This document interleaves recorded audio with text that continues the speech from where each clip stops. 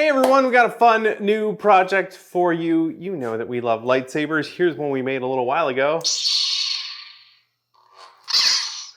We did that one with our friend Sophie like a year or two ago. It was really fabulous, but I don't have enough lightsabers in my life. I need more, I want more. I've purchased parts to make another one, but this one's gonna be incredibly special. I've got some fun parts. Let me show you what we have. We've picked up some pre-made electronics. We got these from SaberForge. They're not sponsored or anything. We just thought that they were cool and bought some of the kits. I got a kit, Brittany got a kit. I'm making a lightsaber in this video. Britt's gonna make one in a different video. Look forward to that. This is mine. I was able to pick a color. I went with yellow. It's different than this lightsaber. This one has a string of LEDs that go up the entire blade. This one only has the light at the bottom, but here's the thing. It's crazy bright. That's to unlock it, and then we light it up. Oh, and then we bought blades to go with it so that, there you go. That's what the blade's gonna look like. And it looks really, really cool. There we go. So this has to go in whatever handle I'm gonna make for my blade. And the handle, this is where things get exciting. The handle is gonna be from Highlander. Here is a knockoff sword I bought a while ago. It's a cheap one. It doesn't look, it's not accurate to the movie show or anything, but it looks close enough. I made a mold of that and I cast this handle to do a Russell Nash costume at DragonCon a couple years ago. Oops, well, don't you hate when that happens? You accidentally ignite your lightsaber. Whew. All right, so this is a copy of a handle, but I'm not gonna use this one. I want something a little more accurate, and I have some great news. This is a mold of a Highlander handle from the production of Highlander 2. I know, not the best Highlander movie. It's also not the worst. It's okay. I'm over the moon. Michael and his daughter sent me this mold to borrow so I can cast my own super legit copy of a Highlander sword from the movie. In fact, we unboxed this a little while ago. Let's see how that went. The way this happened was, I made a Highlander video, and I told the whole world how much I love Highlander. And then other people who love Highlander started reaching out and saying how excited they were about the show, and that I was making some stuff from the show, and that I had plans to make other stuff from the show and movies. But Mike here was like, yo, I have something from the movies. Got this box there. We got a whole bunch of stuff. All right, we've liberated all the individual bits. Looks like a bunch of MDF and some squishy old silicone. Highlander Sword Handle silicone mold box. There it is. Some plastic in there? Not sure what that's for. I'm just going to carefully take that out, and then even more carefully take the silicone out. Oh, this is a lot stiffer rubber. And so this was poured as one mold and then cut. So if we open it carefully, you can see down in there. This is Connor Mccloud's Dragon Head Katana handle mold from Highlander 2, the one used in the movie. I'm kind of shaking right now as bananas. I never dreamed that this is something that I would be holding in my hand. This means I can cast a copy of that for myself.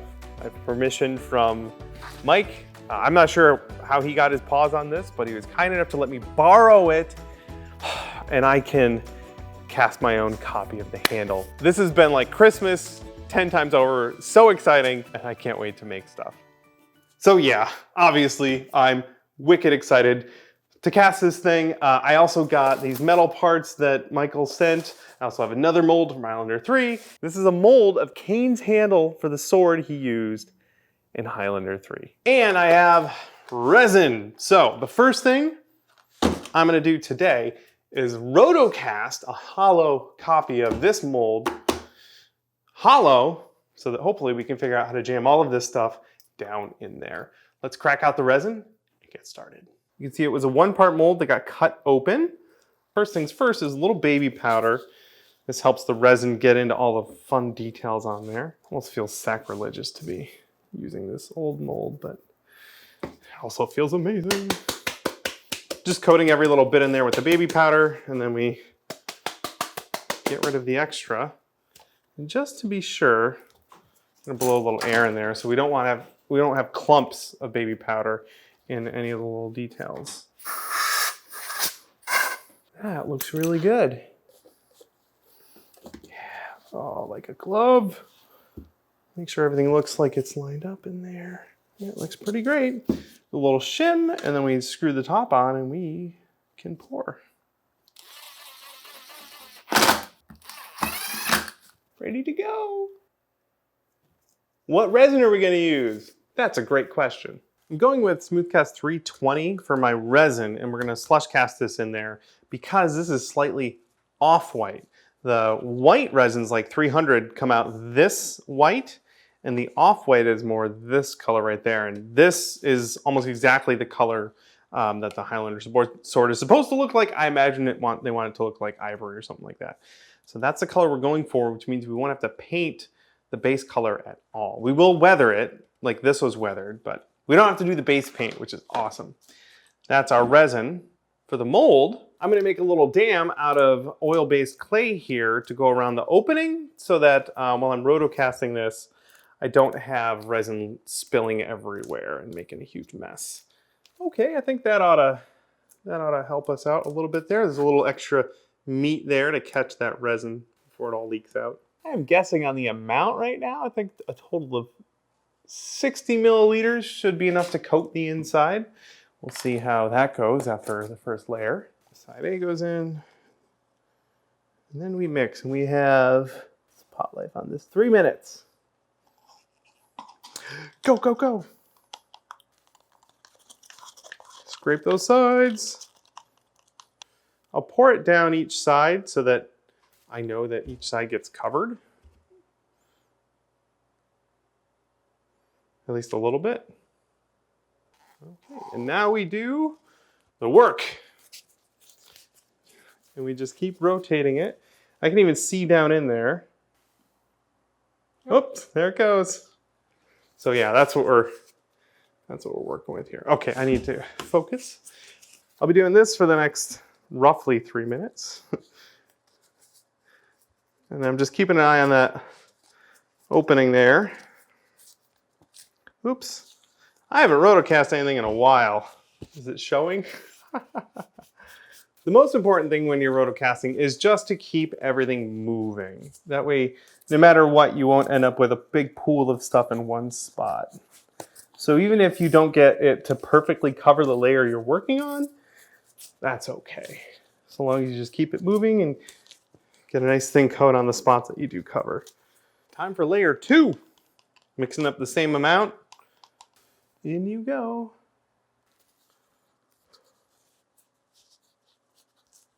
Got 2 layers cast in there. You can see this is the first layer. It's already mostly cured, which is fabulous. I think 2 layers is going to do it. If we look down in there, we can see that everything is nice and evenly coated. So I'm thinking that's good. I think we just let this whole thing cure. It's been about half an hour and it seems to be fully cured. So let's take it out of the mold. This always feels like Christmas. You go. You go. And then we can take this whole thing out. Kind of stuck because of my clay. There we go. This is so exciting. Oh, it's looking good. Looking good. Okay, this handle is a lot thinner than the knockoff one I have from the first movie. Oh. Okay, that looks pretty great. That is much smaller than this one. And I think smaller than the one from the first movie, the real one from the first movie. But that looks really freaking cool. A little bit of a seam, gonna have to clean that up, that's okay.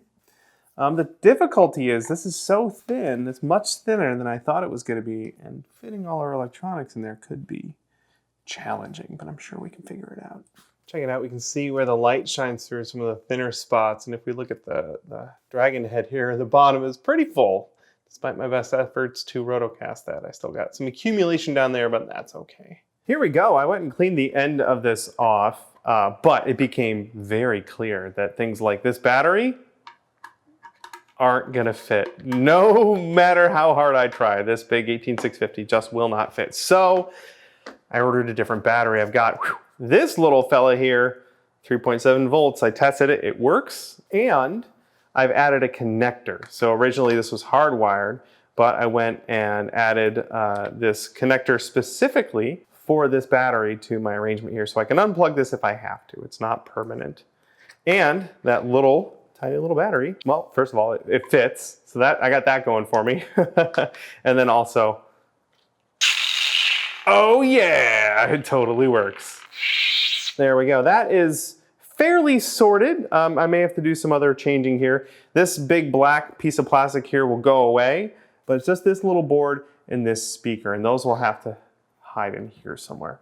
We'll cross that bridge when we get to it, but for now, let's focus on everything that happens north of the handle. Talking about some metal parts for the guard up here. This is the part here that we're worried about. The guard, there's a little collar here, and then there will be another collar up here that holds the blade. And I'm gonna need to make all of that out of metal. I'm gonna go with brass, and at first I was gonna do it by hand, and I did a little test here on aluminum, cutting out all of the parts. I actually have a brass one already. I'm not gonna use this one. This was given to me by Michael. I'm gonna make mine a little bit different to accommodate my parts. So this perfect one, not gonna use it. Started making mine out of aluminum as a test because this stuff is way cheaper than the brass I bought, and I learned a whole lot of things. The thing I learned the most is that my friend Joel has a CNC machine that he's willing to let me borrow. So while I was gonna cut most of this out of brass by hand, I get to use a little CNC machine. It's a Carvey, I've used it before. It's small, it's not really meant for brass, so you gotta take it really, really easy. But I 3D modeled my parts so I can CNC them. This is the part that I replicated in Fusion 360, and then I used their CAM stuff to set up my tool paths and cut it using easel. And it was tricky, kind of a steep learning curve. I did some tests in the aluminum, but the brass is a little different, so I had to do some more testing there. My part, the first one that I cut, not perfect. There were some goof ups, but it did finish. For the most part, all I have to do is cut out the perimeter now. I may make another one in the future, but for now, I think this one will be just fine. There's my piece. Okay. Should just be clamped down with these things. Yay. Oh, look at that. This is the first metal machining I've done on a CNC, and it turned out okay. There's a couple of problems, but I can live with it for now. The cutout, obviously this needs to be a circle. I couldn't do it on the machine because I didn't give myself enough room around the outside for the clamps to not intersect with the cutting tool. So we're just gonna cut this out on a bandsaw because it's just a circle. Should be a piece of cake, right? Well, I'm really reflecting that gold light, aren't I? Woo! All right, let's head to the bandsaw, cut this circle out.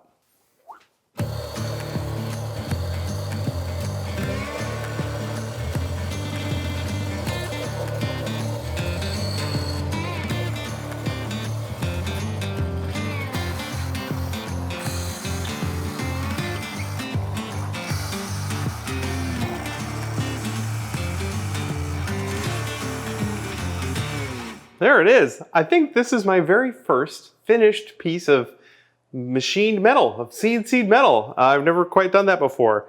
It certainly isn't perfect. In fact, let me show you some of the ways it isn't perfect.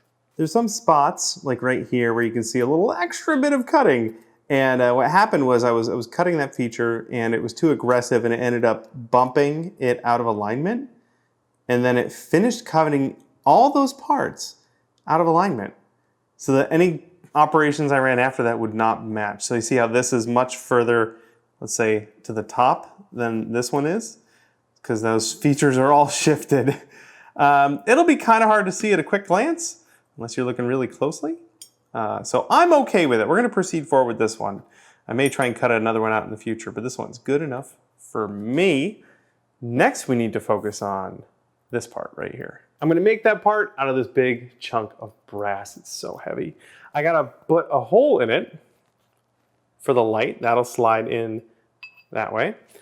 And then I also need to be able to slide this in. That'll be the same hole to hold this. And then of course, I'll have to have a way to attach the other end to here. I'm gonna end up cutting some threads, I think. We should lop off a bit of this, go chuck it in the lathe, and make a big mess.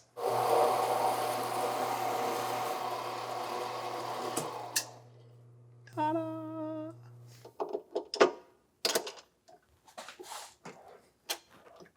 All right, I've got my chunk of brass ready to go and I have a plan. I think the thing I want to focus on is drilling the hole for the blade in the light. That's going to be a lot of material removal. Probably chuck this up and do that first. This is actually really close to the right diameter, so I'm not too worried about that. But that hole, that'll be our focus. Let's chuck it up in the lathe and start making chips.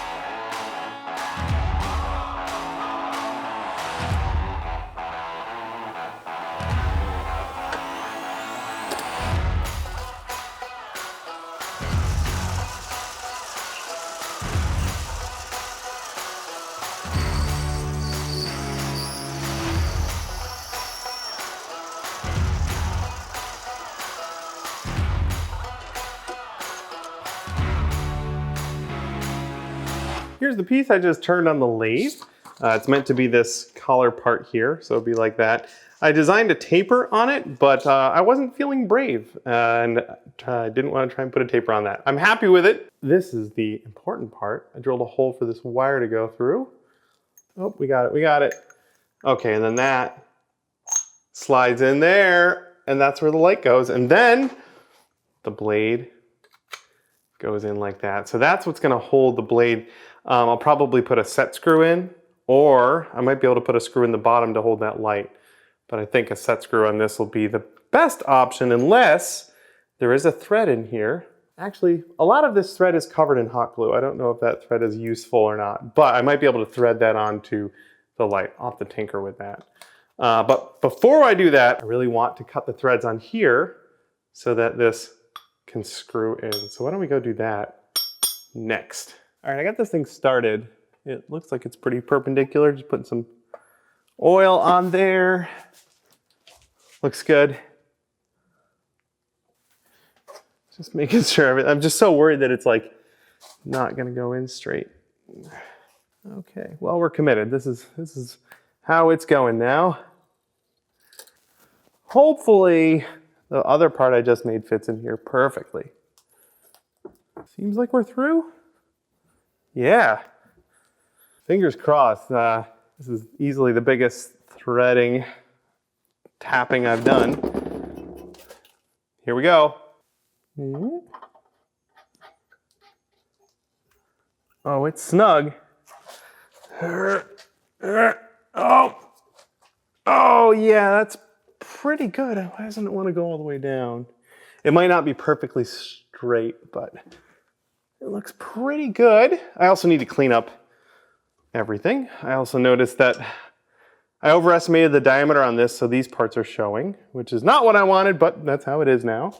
And I also noticed that this brass and this brass are not the same color. So I obviously ordered 2 different types of brass. But I'm learning. Okay, I think what I need to do is just clean up like chamfer that, and this should be all set. Yay! It's been a couple days, and I couldn't leave well enough alone. So I made a second one, and it is much better than the first one. I took my time on all these cuts, so I didn't have any misalignment issues like I did on this fella here. So it took a couple days to cut all this. I also did this nice recess in here, which I think looks very cool. And I had to put this on the lathe to finish it. So the outer edge here and this face both got turned on the lathe. And then the tap, and this was critical, the tap was also done in the lathe so that this piece that we made will now fit in there nice and perpendicular. This is so satisfying. Oh yeah.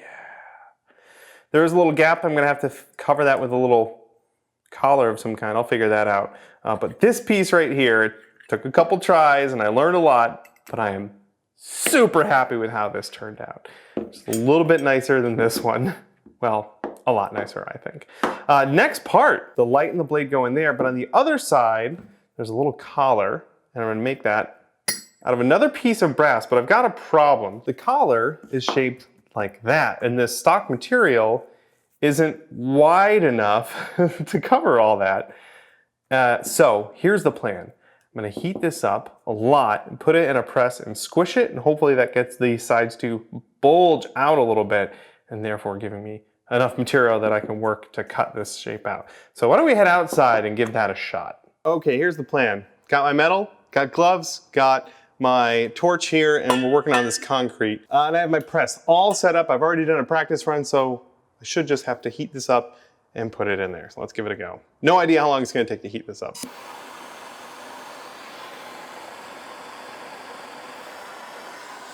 It's getting red hot.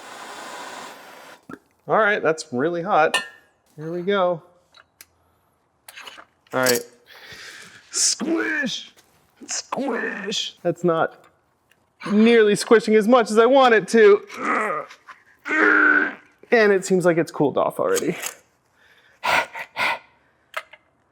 Okay. It's slightly squished, so we might have to do that a couple times and probably heat it up a lot more, but we're off to a great start.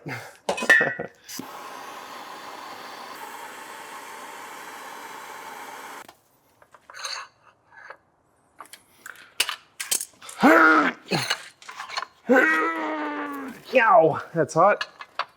I think a hammer might be a better option there. I just nicked my arm on that, but seems to be okay, it doesn't hurt. Man, that looks so cool. Neat. I gotta grab my calipers and see if it's wide enough, but that might be doing it.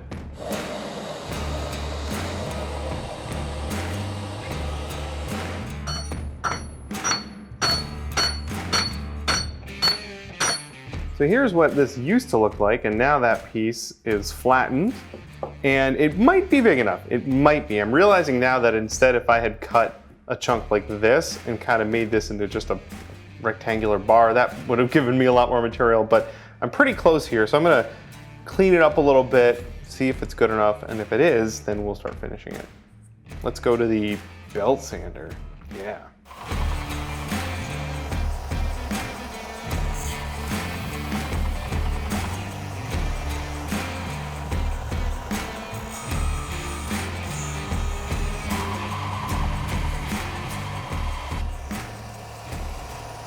I lucked out. It's pretty close. It's a little narrow in this direction, but we can handle that. That is just fine. It is bigger than the handle here. That's what it needs to cover. That's where it's gonna go. So that's great. And it's gonna go right there. That's looking pretty good too. Next, we need to refine this into something a little more like what we want out of it, which means this face, which is pretty flat, needs to be parallel to this face, and I can do that on the lathe. I'll put an arbor through this, and then we'll go chuck it up in the lathe. Over here at the lathe, then I've turned this arbor down out of aluminum, and it's got a 1/4-20 hole threaded through it. This is the flat side that I made on my piece earlier, and the hole is perpendicular to this face, so that when I put it on there, if I turn this face down, it should be parallel to the other side, or at least pretty close. Got this screw to put in there to hold it in place. And then we can get to turning.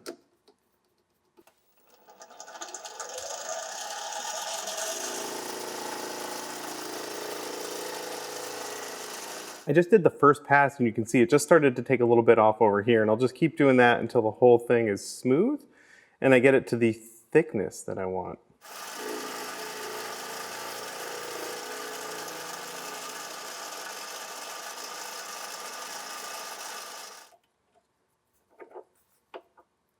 Let's get rid of that.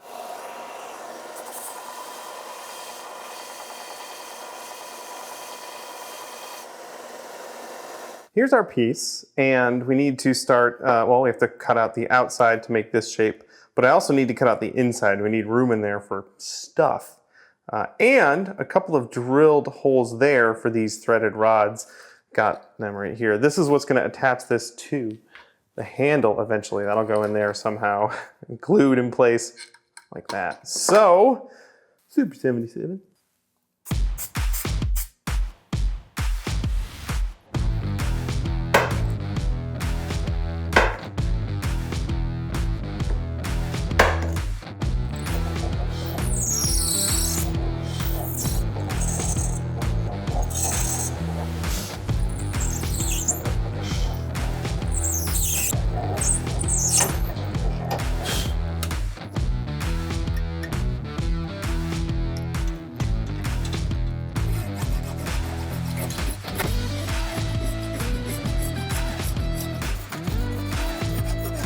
This blade is very, very angry. It's pretty dull.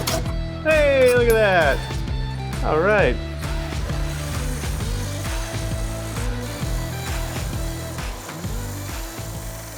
Here's my collar piece. It took a little more manual labor than I expected, but we've got this middle carved out. I'll clean that up in a little bit. It's kind of gnarly. But the important thing to check is if these two holes line up with these two holes. It's pretty critical. So let's see, there's one of them, and the other one, oh, it looks good. Yes! Oh man, that's perfect. These rods here will go into the handle. Yeah, like that. Just like that. Oh, it's so exciting. So here's the plan. I've got a pair of steel rods that are going to go in the handle, and they'll protrude through this piece, and then they'll get screwed down using these hex nuts. But that means we need threads on the end of these rods. It's a 1/8 inch rod, which means a 632 thread will be perfect. So let's get to cutting those threads.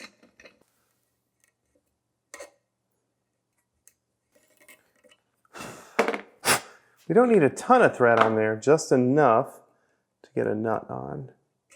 There we go.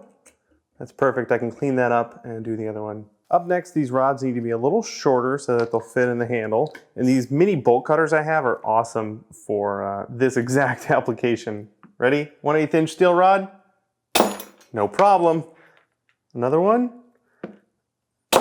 See ya! Now those should fit in roughly about that far, and then this will go there, and that'll go there. Next thing I want to do, because these are going to get glued into the handle, is I need to rough up the inside of that handle because it's perfectly smooth right now. I'm going to employ a trick I learned from my friends Evan and Caitlin. Got this aluminum rod, I cut a slot in it, and I'm going to put some sandpaper in there and put this in a drill, and it'll spin it around inside of there. Like that. Hey, why don't I just show you? I think if I fold this, it should be nice and snug.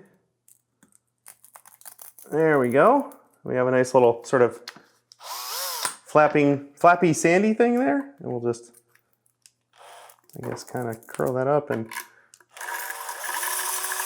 there we go.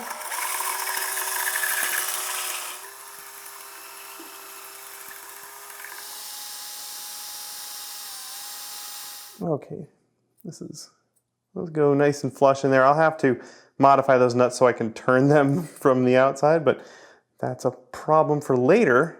Right now, I just want, ooh, yeah, I want that. I want that nice and snug. And this whole assembly goes in here. Just like that.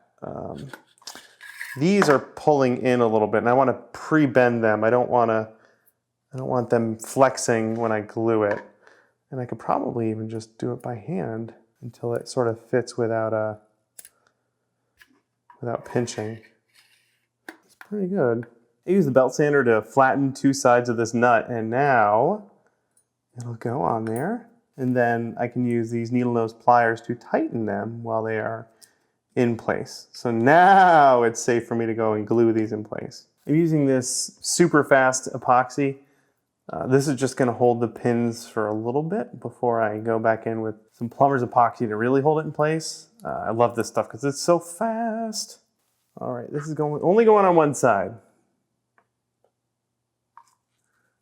And it just needs to be enough to hold it. All right, I have glue on the bottom, not the top yet. We'll do that next. Making sure that rod, yeah, it is coming in contact with all that nice glue. And then we're going to clamp it. It'll only take a couple minutes to set up, probably give it 5 or 10 minutes to make sure it's not gonna go anywhere. And then we'll do the other side. The glue on the one rod has set up, so we can unscrew it. There we go. This one, nice and secure. Okay, more glue for the other side. This fella goes in like that, and then that should go back together.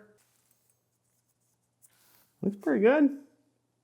Some time has passed. We had lunch, and our epoxy is cured, or at least cured enough that those rods aren't going to fall out. So let's take a peek. 1, a 2. This should come right off. Oh yeah. And this should come right off. Might have got a little glue on it. Up, up. That's what we want right there. Looks good. First thing I want to try right away, find a battery, see if it still fits. Oh, that's snug. Okay, I may have to order a smaller battery. This was definitely going to be a problem. This one only barely fit before. Okay, cool. So I know that now. They do make these smaller. These are in there, but they're a little wiggly still, so I'm going to reinforce them with a little bit of this plumber's epoxy. You can see there's 2 different colors in here. You just start mashing it together and that'll kick off the reaction. And then you've got, I think, like 20 minutes to work with this stuff. I'll just sculpt it in and around my those rods in there, and that'll really firm up and hold them in place. Need a little worm of the epoxy clay here. Let's feed it in there.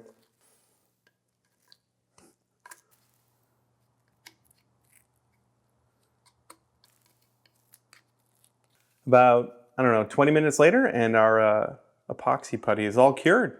Things are coming together really well in the handle. I'm very excited. A little bit of a problem. My speaker, that doesn't fit in there anymore. Neither does the battery. So I've ordered new ones that will fit. Gonna have to wait a little bit on those. But while I'm waiting, there is a seam line on this casting that must be dealt with. And I've got this pan of ice here with rubber jaws on it, which is perfect for holding something like this. The seam is exposed and I can get to work on it. Here you can see we've got this very prominent seam and we need to make it disappear. So I've got these files. These are really cool diamond coated files. They're great because they cut in any direction. And I can start by gently removing the high side. That would be this side over here. Just removing enough so that it starts to scratch the other side, and that's when I'll know that it is, the seam's gone. But also, as I do that, some of the details kind of vanish. They get ground away. I've got this triangular shaped one with sort of a harder edge, and I can use that to come back in and cut some of that detail back. Kind of re-sculpt it gently. That gets rid of the seam there, and we still have most of our detail.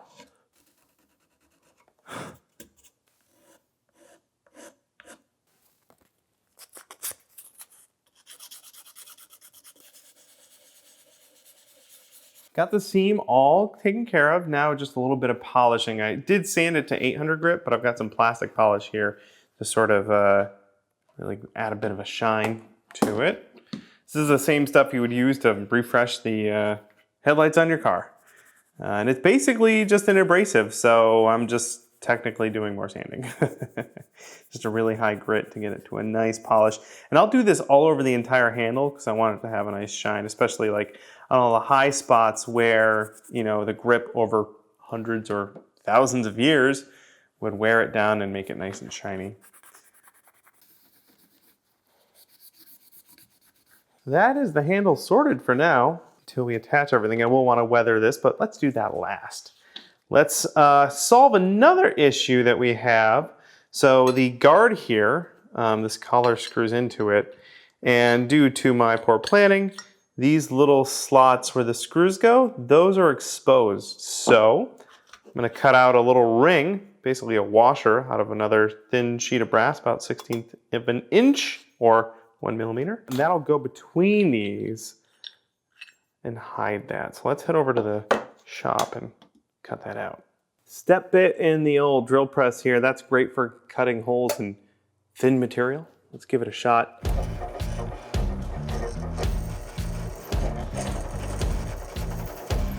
There we go.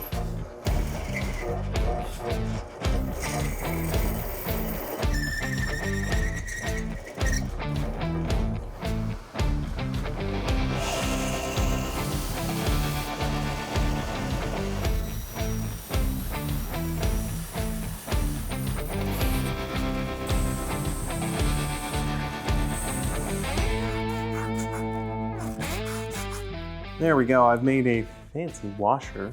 That'll go over here, and that'll get screwed in there, and it'll cover those little holes. Oh yeah, that looks great. It's almost as if I planned it that way. Let's see, next I think these parts are ready for a polish. I'm gonna sand this texture off of here from the CNC and the texture from the lathe. I'll sand all that 200, 400, 800, so on, and then hit it with some plastic or metal polish. Make it really shine.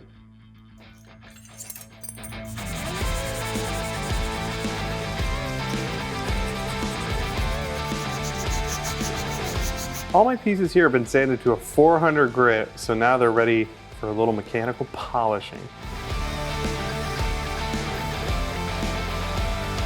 Ooh.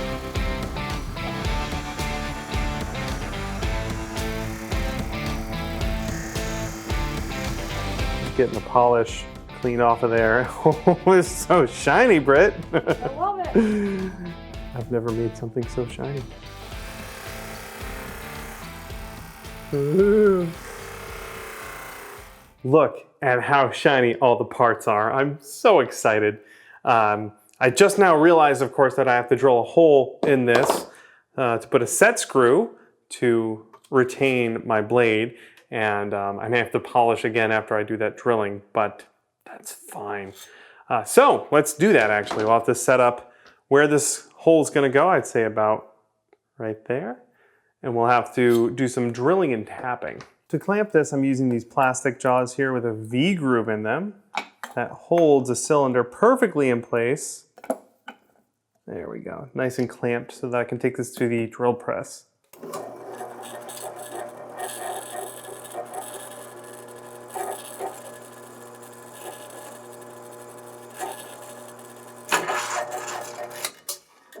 Oof, grabbed.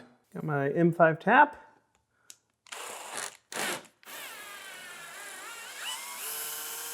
Piece of cake. With an M5 screw. That'll hold this blade in place.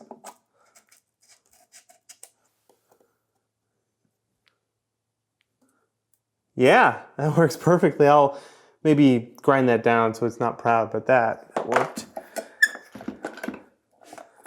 just like I thought it would. Fabulous. My shiny parts are looking great. The collar here, I drilled a couple holes in it, one for the activation button and one for the power plug. And then I thought, shiny's great, but this sword, lightsaber, should be thousands of years old and it wouldn't be perfectly shiny. I want to not rust it, but tarnish it a little bit. And I did a test with some of this stuff here. This is a solution for blackening pewter, but it also tarnishes brass. So I'm going to clean all these off with some alcohol and then give them a quick splash of this stuff and see how it looks. I think I could maybe sort of steel wool it a little bit after. I don't know. We'll play a little bit and see how it looks. Any grease on my fingers will prevent the oxidizer from doing its thing, so I want to make sure there's nothing left on any of this brass. The isopropyl alcohol will take care of that. Get a little goo. This is fun because it happens so fast. Look at that, getting all super tarnished. Oh yeah, that looks fabulous. And then we'll buff it a little bit, but let's let it do its thing. Let's see how this piece looks all. Oh, look at it go. Yes. Yes. They do make a solution specifically for brass. I don't have any. I just happen to have this pewter stuff on hand, and it does seem to be doing the trick, which is fantastic. Yeah, I think that's a lot more interesting than just the straight brass all by itself. I love how this turned out. This is such a cool, I don't know, color, sheen, whatever it's got going on here. I do want a little bit of that bare brass to come back, so I've got this steel wool. I'm just going to kiss the edges and the high spots. Like this low spot I think should stay pretty dark, but I want a little bit of that shiny brass to come back. Oh yeah, this is easy mode. This is paint. Who needs paint? This is where it's at. Everything I do makes it look better. I love this. This is awesome. How good does this look? I love it. Okay, these are pretty much done. Last thing I have to do over here is the handle. Needs a little weathering. It's far too clean. We need a couple thousand years worth of grime. So we're just going to use some acrylic paints. I have my heavy bodies here, ready to roll. Just brown and black, nothing too fancy. The sculpt has so much detail in it, and that's what we're doing right now. We're trying to drive the paint down into all of those details. Got a lot of wet paint on there. I can wipe most of that off, keeping it down in the cracks and crevices. And then if you feel like there's too much, you can get a more damp cloth. I hit some water on this, and that'll help really clean off those highlights. Oh yeah, all that detail is working for us. Gonna be a good one. Oh yeah. Dragon. I think that'll do it. Yeah. Doesn't that look old, ancient, thousands of years of grime? Guess what? It's time to put the electronics in and finish this thing. I'm so excited.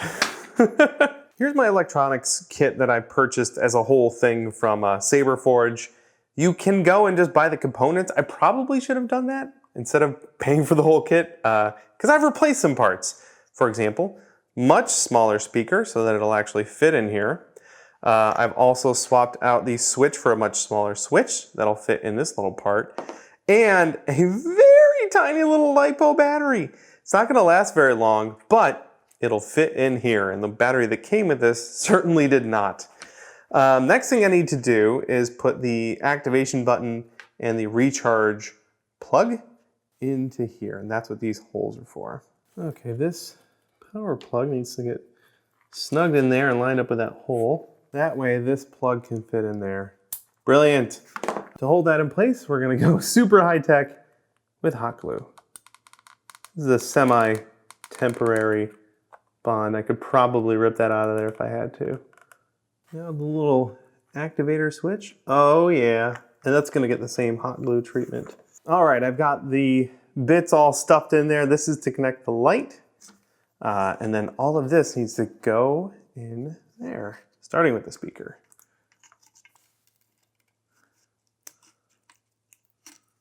There we go. Oh yeah. Oh, it all barely fits. This has to be able to stuff in there a little bit, but we'll put it together and see how it goes. that's nice and snug. Okay. This goes in here.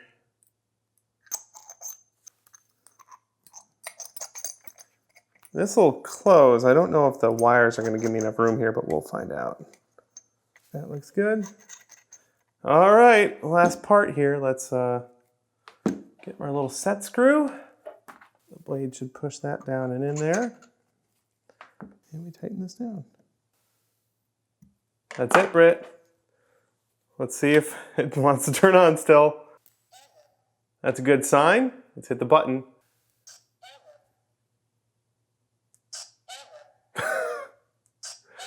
I may have crossed some wires. I'm going to take it apart, rearrange everything, put it back together, and we'll try it again. Okay, I rearranged some stuff in there, did a little better cable management. I think we're in good shape. Let's attach the blade. Pull out the plug. This will turn on the system. And then hit the button. Ready? Yes! Yeah! Look at it, Britt. Wow. The speaker's a little quiet. I didn't drill any holes in here to let the sound out. I might do that in the future, maybe on some of these darker spots here. Drill some holes. But for now, I am super happy with how this turned out. I love it. I love everything going on right here. All the brass bits. I love the little bit of weathering we did and the tarnishing. It looks so phenomenal. And I can't wait to play with this in the dark. I think that'll wrap it up. It's all done. And I'm so excited. Thank you so much for hanging out with me while I I don't know, work out this weird mashup that I wanted to do. I've been wanting to do this for a long time. Thank you again to Michael for the handle. It looks so great. At some point, again, I will make a full actual metal katana instead of a lightsaber. I can't wait to do that. That'll be really good. Thank you so much for hanging out with us in the shop while we put this thing together. It was a ton of fun. Huge thank you to the members of our Extra Credit Club for their support over the years. If you want to get more a little bit of behind the scenes of projects we're working on, and also like moving this whole shop, we moved a couple months ago.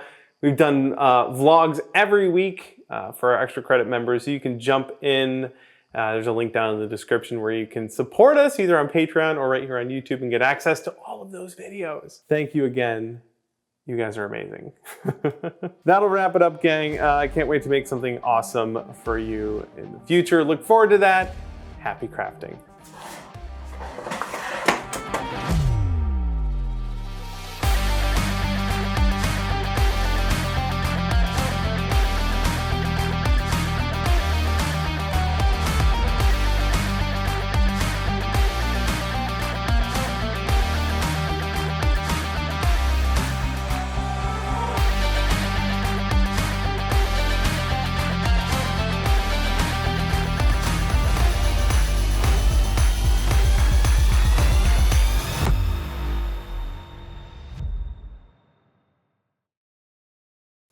Look at how shiny that. Yeah. All right, so this part goes here. Yep. Blade goes in. So this part. There's glue on this paper. Ah, it's stuck to me. It's spinning. Come on, Schwartz. Oh, line up.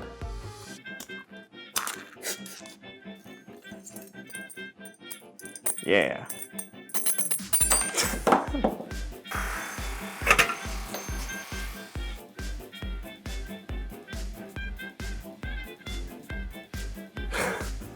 Thumbnail? Oh, I'm knighting you.